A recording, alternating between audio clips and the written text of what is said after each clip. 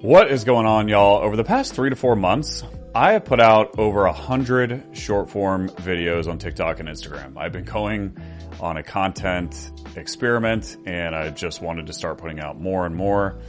And before I put out these 100 pieces of content, one per day, I had put out a few random videos here and there, maybe some before and afters of projects, but nothing crazy. And in those 100 plus videos that I put out over the past 100 plus days, I've reached over 1 million people, according to the analytics, on both platforms. I've had over 1.5 million views on both platforms.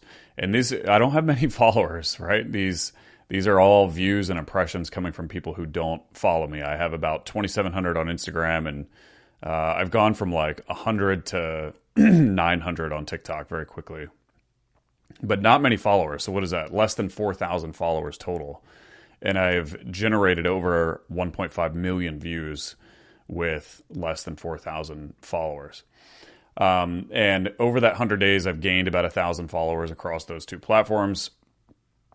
And I also, in the middle of that journey, I paid the owner of a short form video agency $1,000 to get on a Zoom call with me for over an hour and just give me feedback. And that agency owner does short form videos for Grant Cardone and all these other big names. And I'm going to share with you everything that I've learned in making those 100 videos, as well as everything that the owner of that agency told me. And then I'm going to end with sharing with you what my strategy is going to continue to be.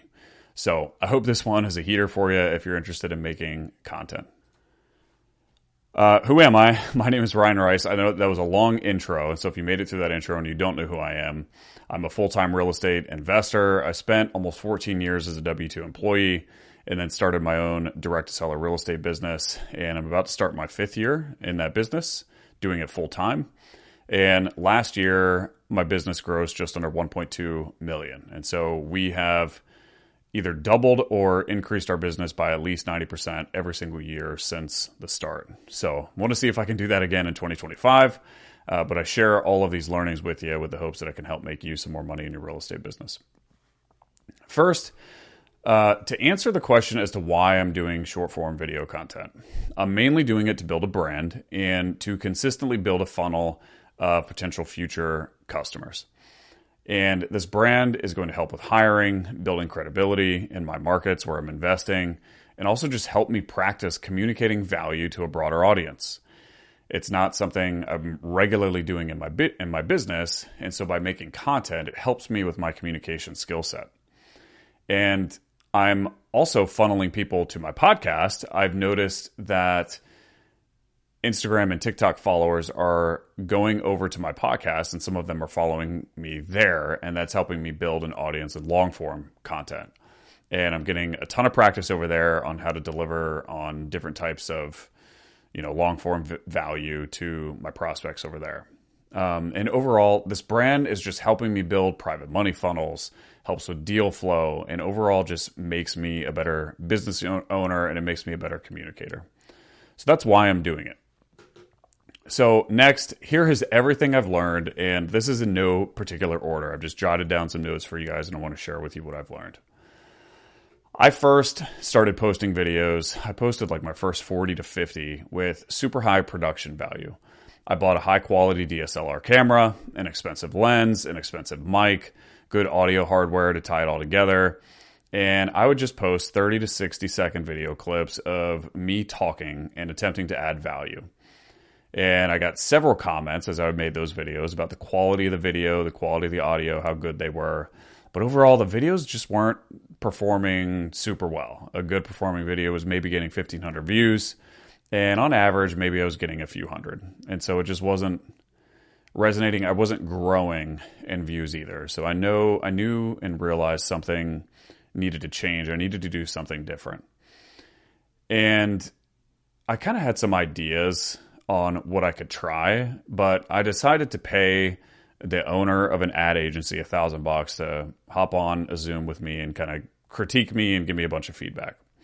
And this was really helpful. So I'm going to start with everything he told me on that Zoom call And this is about 40 to 50 videos in. And then if you've been following me on those platforms recently, which by the way, at the Ryan Rice on Instagram, at the Ryan Rice 11 on TikTok, at the Ryan Rice was taken on TikTok, so I had to add in those numbers there. But here's everything that agency owner told me halfway through. And if you've probably noticed a change in my videos, and that came as a result of my consult with this agency owner. And here's everything he told me, and here are my notes from that call. What's working well in short form video right now is the uglier, more authentic content. My videos had very high production value, but it was just coming across almost overproduced and almost too formal. And as a result, it was likely being perceived as inauthentic or less authentic. And two, I needed to use language for a broader audience. For example, I made a video that started with something like, let me show you how to make money lending on real estate deals. And he suggested I change something like that to, let me show you how to make money in real estate. Right? They're just different nuance. There's a lot of people in the broader audience that just don't know what the word lending might mean. What kind of context does he mean lending on real estate? There's just a lot of people that don't know what that is. But if I pare down my language to let me show you how to make money in real estate, then that is going to speak to a broader audience. And by the way, I've just generally gone on a journey to try and lower the grade level of who I'm communicating to. And I have a shortcut on my desktop to the Hemingway website, and a lot of my written communication or a lot of my scripting that I'll do in long form or short form video, I'll plug into Hemingway, and I'll try and aim for a 3rd to 5th grade reading level. And I do that because I know that if I can communicate to a more broader audience, more people are going to understand me.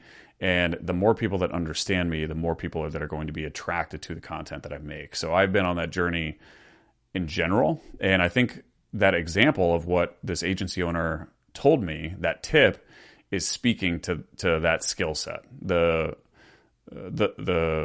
lower the reading level in language that you can speak to, and I'm not doing a good job of that here, but the more people are going to understand you.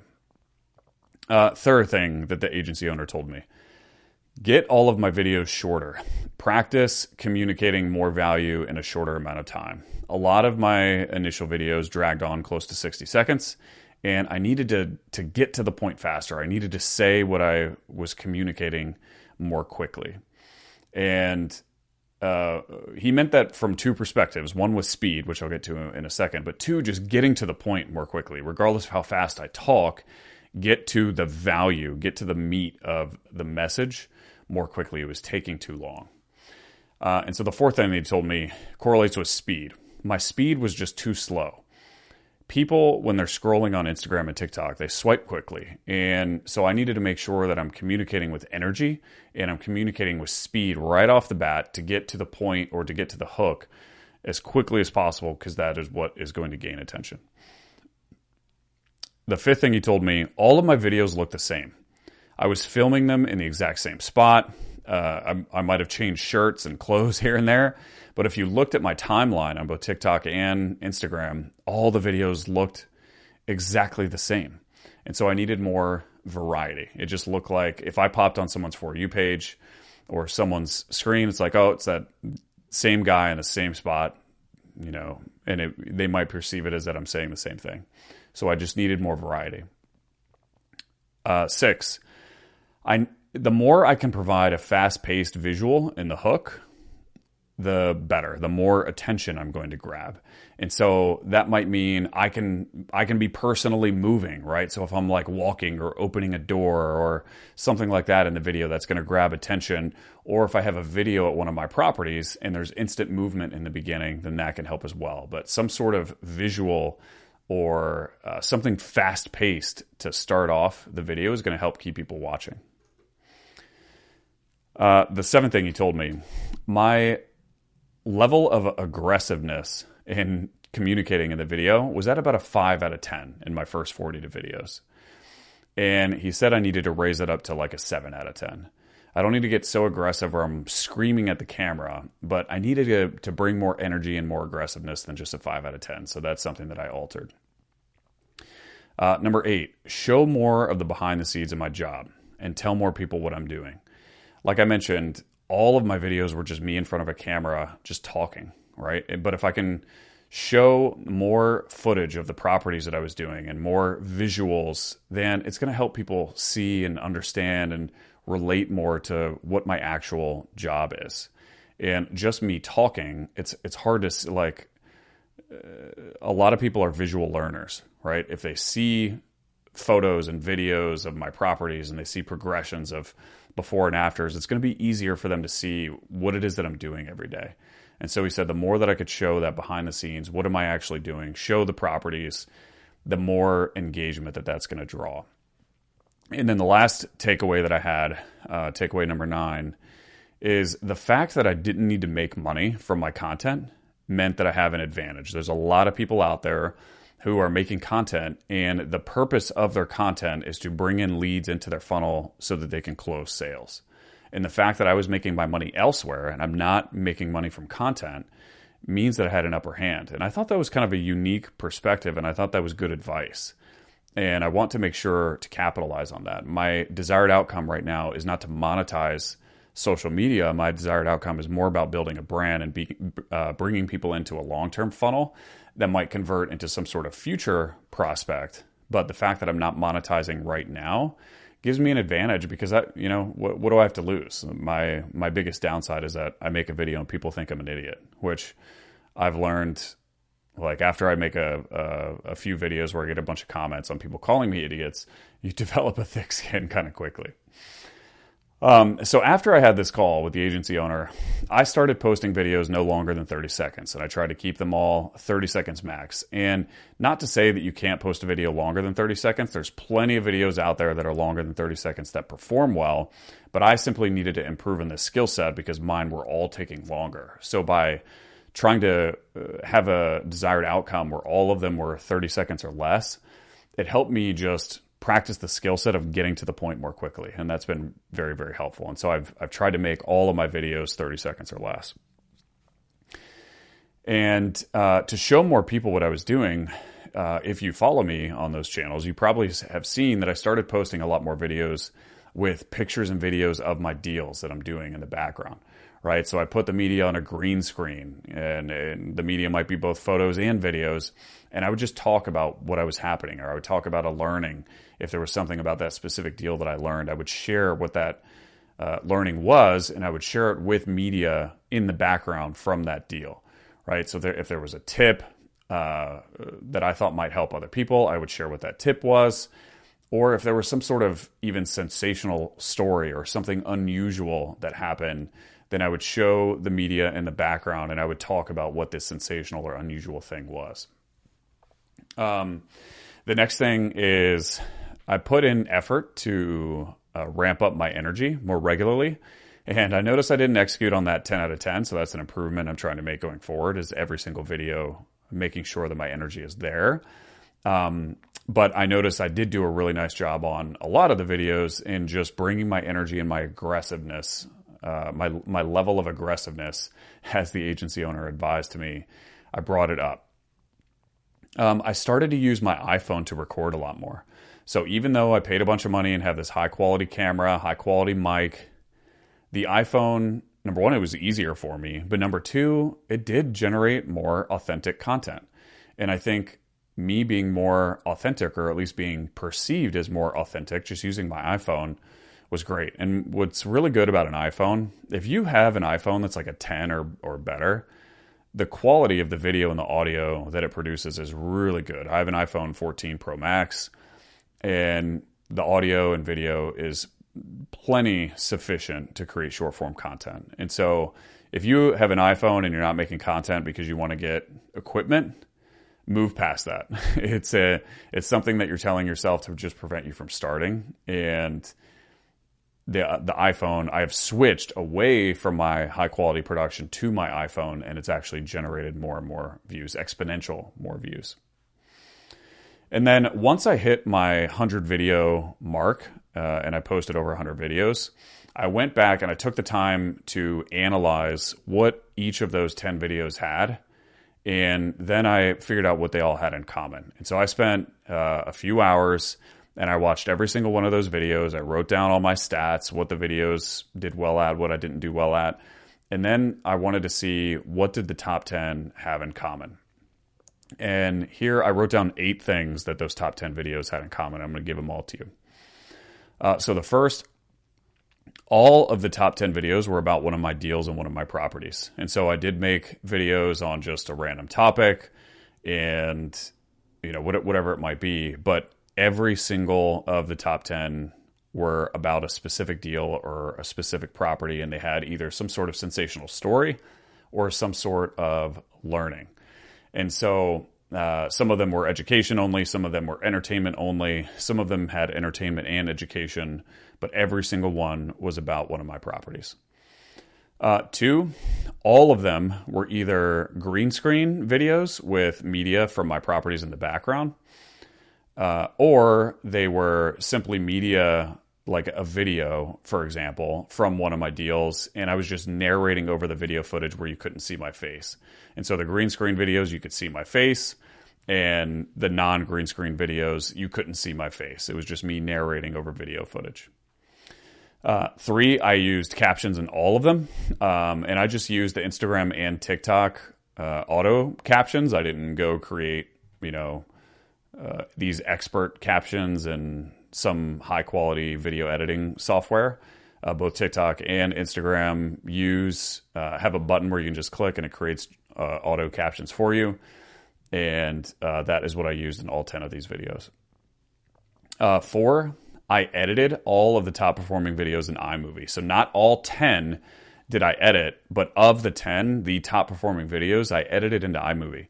And what this helped with in iMovie is I cut down on the empty space in the video and made them move more quickly, right? So if I filmed a lot of these on my iPhone, when I'm like hitting the pause button or when I'm starting to record again, there would be empty space. And once I was done with the video, if I put it up into iMovie and then I started to edit it, it really helped move out the empty space, which helped the video move more quickly.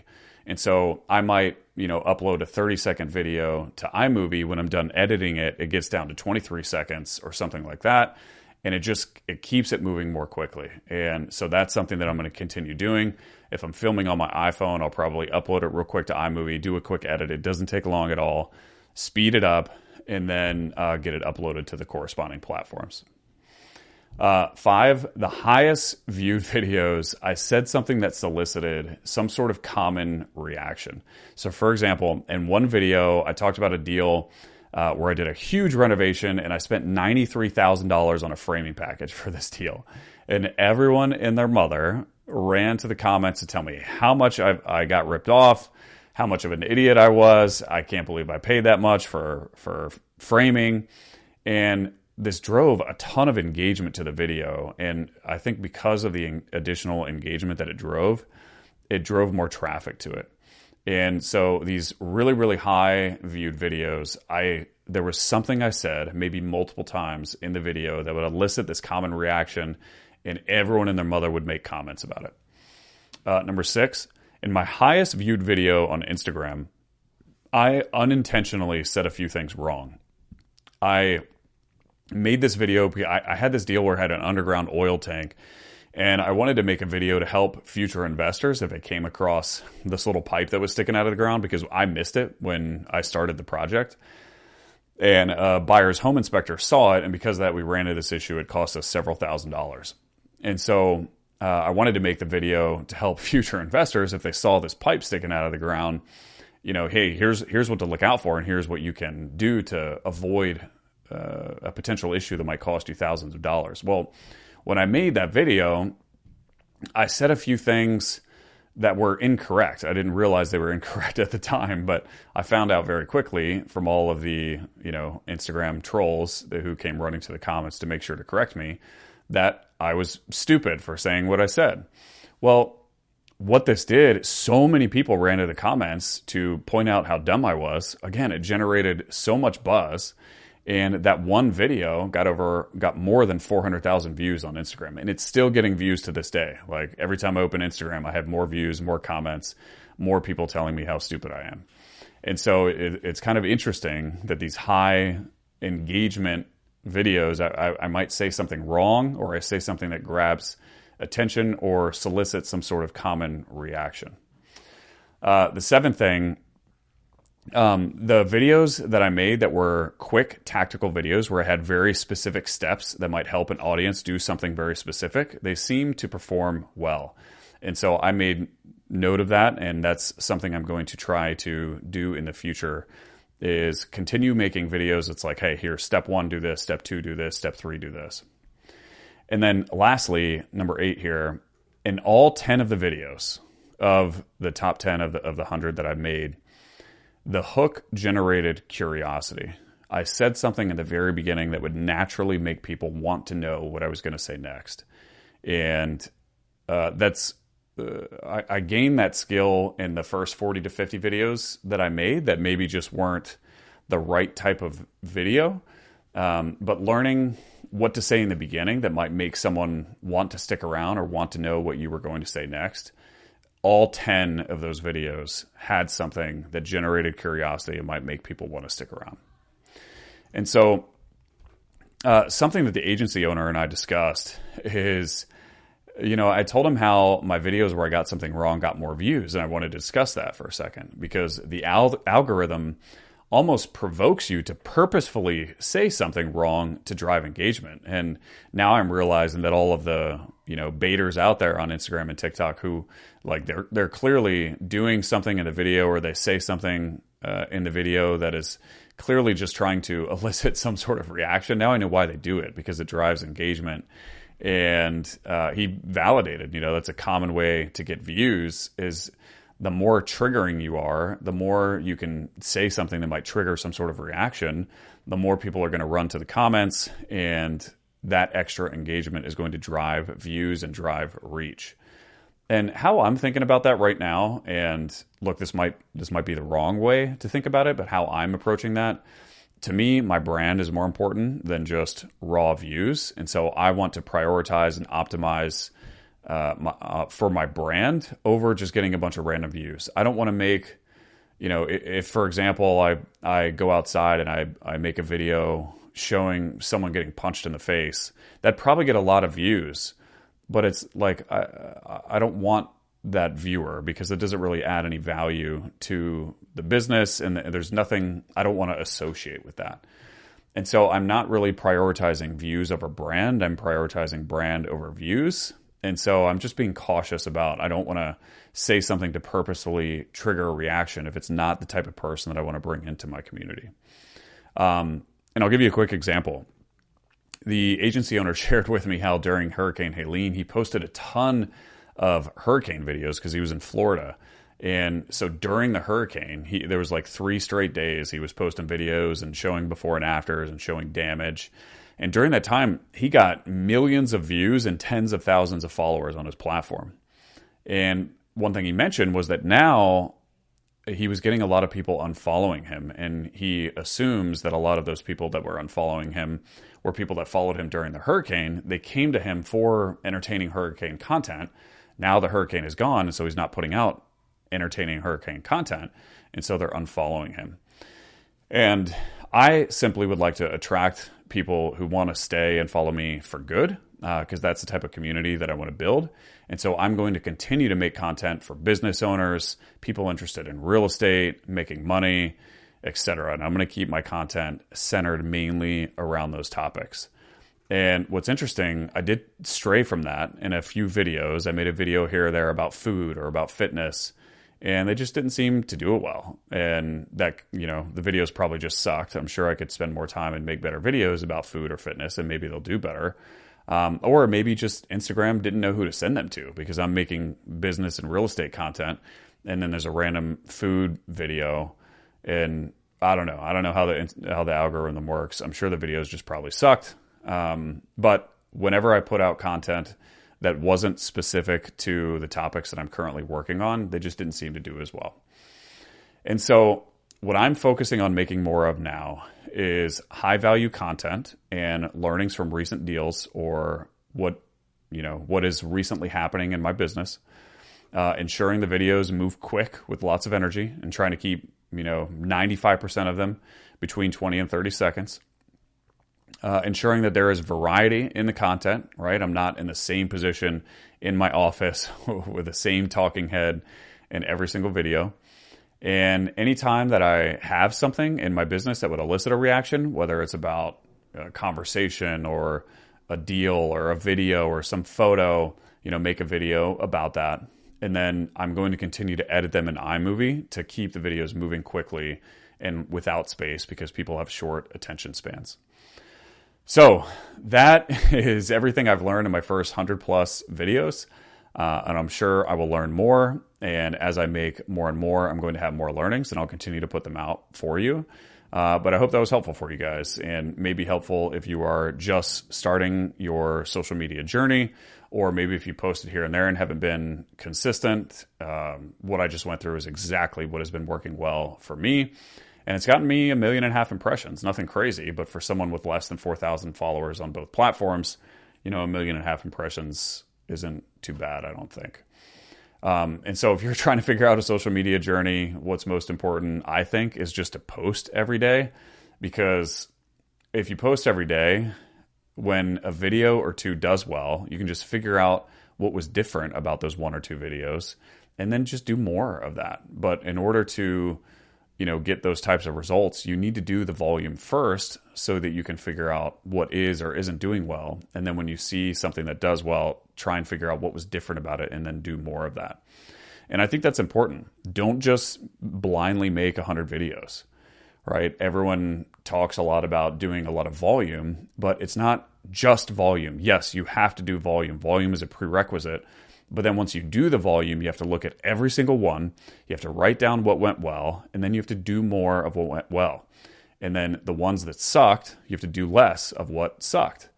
And so have every video be a learning that you can apply to your next one. And again, volume is important, but volume without reflection and without change in behavior is just noise, right? You're just making face noise at the camera. So be sure to reflect on what's working, reflect on what isn't working, and try new things.